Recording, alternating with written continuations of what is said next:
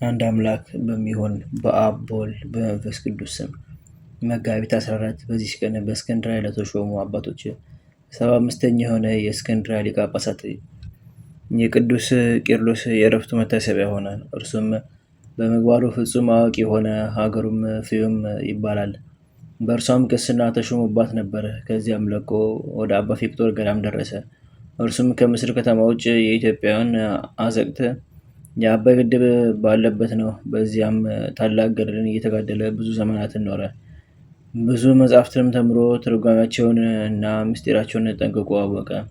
አሸናፊ ወደሚባለውም ንጉሥ አደባባይ ቀርቦ የእስላሞችን ታላላቅ ሊቃውንቶቻቸውን እና ከምሁሮቻቸው ውስጥ መምህሮቻቸው ተከራከሩት። ጠቃሚ የሆነ እውቀት የተሞላበትን መልስ አገኙ። የሚጠይቁትንም ሁሉ በመልካም አመላለስ ነገራቸው። ከዚህ በኋላ የእውቀቱና የቅድስናው ዜና በተሰማ ጊዜ ያለ ፈቃዱ ይዘው በእስክንድርያ ሊቀ ጵጵስና ሾሙት። መንጋውንም ጠበቀ። በጸሎትና በቅዳሴ ያገለግሉ ዘንድ ለካህናት ሥርዓትንና መመሪያን ሰራ። ይህም አባት በሊቀ ጵጵስናው 7 ዓመት ከ9 ወር ከ10 ቀኖች ኖረ። ከቀኑም በ3 ሰዓት አረፈ። በምስክርነት አደባባይም ተቀበረ። በጸሎት የምትገኝ በረከቱ ከእኛ ጋር ለዘላለሙ ትኑር አሜን። በዚህችም ዕለት ከአረጋውያን ፍጹማን መነኮሳት ውስጥ አንዱ አባ ባጥል አረፈ። ይህም ቅዱስ ሰው አባ ዮሐኒ የተባለ አበምኔት በመነኮሳት ላይ ነገረ ሰሪን እንደሚቀበል በሰማ ጊዜ በዓቱን ትቶ ወደ እስክንድርያ መጥቶ የሴት አዳሪዎችን እና የአመንዝራዎችን ሁሉ ስማቸውን ጻፈ። ከኪራይ ሰራተኞችም ጋር ሲሰራ ይውላል። ደሞዙን በተቀበለ ጊዜ የሽምብራ ቂጣ ገዝቶ ይበላል። የቀረውንም ገንዘብ ይዞ ወደ አንዲቱ ሄዶ ይሰጣታል። በዚያች ቀን ከአንቺ ጋር አድራለሁ እና ራስሽን ለእኔ አዘጋጅ ይላታል። ከኃጢአትም ሊጠብቃት ከእርሷ ዘንድ ያድራል። ሌሊቱን ሁሉ ተነስቶ ሲጸልይና ሲሰግድ እግዚአብሔርም ሲለምን ያድራል። ሲነጋም ስራዋን ለማንም እንዳትገልጣ አምሏት ወደ ተግባሩ ይሄዳል። በየዕለቱም ወደ አመንዝሮች እየሄደ እንዲህ ያደርግ ነበር። አንዲቱም ሴት ምስጢሩን ገለጠች። ጋኔንም ይዞ አሳበዳት። ሰዎችም ስለዚህ ክፉ ሽማግሌ ክፉ ስራ የለበትም ብላ ዋሽታለችና እግዚአብሔር መልካም አደረገባት ተባባሉ። እርሷም እንዳናመነዝር ገንዘብ በመስጠት ከኃጢአት ይጠብቀናል እንጂ ነውር የለበትም ብላ ነበርና። የቀሩት አመንዝሮች በእርሷ ላይ የሆነውን ባዩ ጊዜ ደነገጡ። እንደ እርሷም እንዳያብዱ እውነቷን ነው ማለትን ፈሩ። እርሱም ይህችስ በገሌ ዕለት ትጠብቀኛለች ይል ጀመር። ሰዎችም ሁሉ ያሙት ጀመር። እርሱም እንደ ሰው ሁሉ ሥጋ የለኝምን? ወይስ እግዚአብሔር መነኮሳትን ተቆጥቶ በፍትወት ተቃጥለው እንዲሞቱ ትቷቸዋልን? አላቸው። እነርሱም ልብስህን ለውጠህ ሚስት አግባ ይሻልሃል አሉት። እርሱም አሁን በወድ በሚስቴ እጠነቀቃለሁ፣ በዚህም በክፉ አኗኗር እኖራለሁ። እናንተ ግን ከእኔ ዘንድ ሂዱ፣ ምን ትሻላችሁ? በእኔ ላይ እግዚአብሔር ፈራጆች አድርጓቸዋልን? ይልቁንስ እናንተ እንዳይፈረድባችሁ ለራሳችሁ አስቡ። ፈራጅ አንድ ነውና ሌሊቱም አንዲት ናትና አላቸው። ይህም ቅዱስ በእግዚአብሔር ዘንድ ተቀባይነትን አገኘ። በሰው ዘንድ ግን የተናቀ ሆኖ ኖረ። ከእርሱ ጥቅም ያገኙ አመንዝራዎችም ዝሙታቸውን ተዉ። ከእርሳቸውም ሕጋዊ ጋብቻ ተጋብቶ ይኖረ አለ። ወደ ገዳምም ገብቶ መንኩሶ በጾም በጸሎት ተወስኖ ይኖረ አለ። በአንዲትም ዕለት ከአንዲት አመንዝራ ቤት ሲወጣ ያቺን ሴት አስቀድሞ የለመዳት አንድ ሰው አገኘውና ይህ ሽማግሌ እስከ መቼ ድረስ በዚህ በክፉ ስራ ይኖራል ብሎ ፊቱን በጥፊ መታው።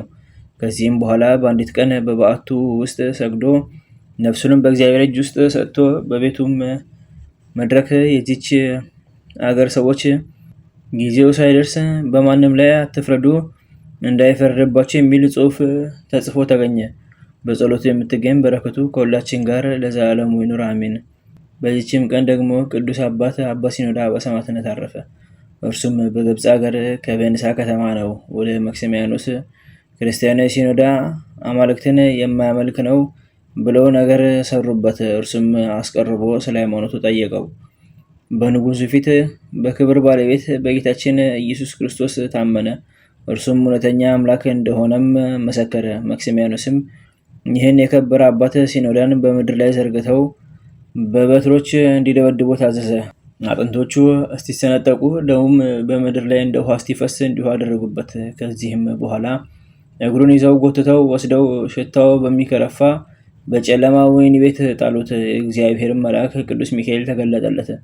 ቁስሎቹንም አድኖ ጤነኛ ያደረገው፣ አበረታውም። በርታ፣ አትፍራ፣ ስለ መከራም የክብር አክሊል ተዘጋጅቶልሃልና ደግሞም በጽኑ ስቃይ ትሰቃይ ዘንድ አለህ። እግዚአብሔር እንዳዘዘኝ እኔም ከአንተ ጋር እኖራለሁ አለው። ከዚያም ከእርሱ ተሰወረ። በነጋ ጊዜም የነገስታትን ትእዛዝ የሚተላለፍ ያንን አመፀኛ ሄዳችሁ እዩት፣ ሞቶ ከሆነ ለውሾች ጣሉት ብሎ መክሲሚያኖስ ወታደሮቹን አዘዘ። ወደ እርሱ በደረሱ ጊዜ ቆሞ ሲጸልይ አግኝተውት ያለምንም ጥፋት ጤነኛ እንደሆነና በስጋውም ውስጥ የሕማም ምልክት እንደሌለ እርሱም ከቶ ምንም ስቃይ እንዳላገኘው እንደ ጤነኛ ደስ እንዳለው ሰው ተግቶ እንደሚጸልይ ስለ እርሱ ለንጉሱ ነገሩት። ንጉሱም ወደ እርሱ አስመጣው። ከሕይወቱም የተነሳ አደነቀ። ልብሶቹንም አስወልቆ ያለ ጉዳት ጤነኛ እንደሆነ ስጋውን አየ። ደንግጦም ይህ ያየሁት ስራይ ታላቅ ነው አለ። ከዚያም ዘቅዝቆ ሰቅሎ በበታቹ እሳትን እንዲያነዱ አዘዘ። ይህንንም አደረጉበት። ደግሞ በመንኮራኩር አሰቃዩት። ባለንጋዎችም አብዝተው ገረፉት፣ ደበደቡትም። ማሰቃየቱንም በሰለቸ ጊዜ ራሱን በሰይፍ ቆርጠው ለውሾች እንዲጥሉት አዘዘ። ውሾች ግን ፈጽሞ አልቀረቡትም። ሌሊትም ሲሆን ምዕመናን መጥተው ስጋውን ወሰዱ። በአዳዲሶች ልብሶችና በጣፋጭ ሽቶች ገነዙት። በሳጥንም አድርገው ቀበሩት። ከስጋውም ብዙዎች አስደናቂ ተአምራቶች ተደረጉ። በረከቱ ከኛ ጋር ትኑር ለዘላለሙ አሜን። በዚችም ቀን ደግሞ የከበሩ አጋኒዮስ፣ አውንድሬዎስና ብንዲዮስ በሰማዕትነት አረፉ። እሊህም ቅዱሳን ከአባቶቻቸው ጀምሮ ክርስቲያን ናቸው። አምላካዊ ትምህርትን ሁሉ የተማሩ ናቸው። በእግዚአብሔርም ሕግ ጸንተው ሲኖሩ የኢየሩሳሌም ሊቀ ጳጳሳት ቅዱስ አርሞስ መርጦ ኤጲስቆጶሳት አድርጎ ሾማቸው። ግን በታወቁ ቦታዎች ላይ አይደለም፣ በብዙዎች ሀገሮች ውስጥ እንዲሰብኩ ላካቸው እንጂ።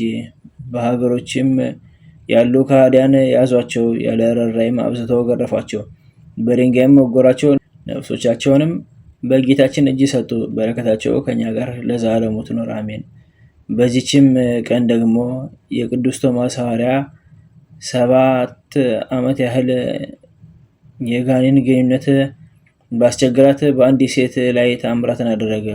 ሐዋርያ ቶማስንም ባየችው ጊዜ የክርስቶስ ሐዋርያ ሆይ እጅግ ከሚያሰቃየኝ ጠላት አድነኝ ብላ ወደ እርሱ ጮኸች። እርሱም በምክንያት አገኘሽ አላት። እርሷም ከመታጠቢያ ከወሸባ ቤት ስወጣ እንደ ሰው ድው ድው እያደረገ በመታወክ መጣ። ድምጡም ሰላላና ቀጭን ነው። በሴትና በወንድ ስራ ሁሉ ነይ እርስ በርሳችን አንድ እንሁን አለኝ። በተኛውም ጊዜ በሌሊት መጥቶ ከኔ ጋር አንድ ሆነ። ብሸሽም አይተወኝም፣ መጥቶ ያሰቃየኛል እንጂ እኔም ከጸሎት የተነሳ አጋንንት እንደሚቀጠቀጡ አውቃለሁና ጸልይልኝ አድነኝም አለችው። ሐዋርያው ቶማስም ሰምቶ ጸለየ።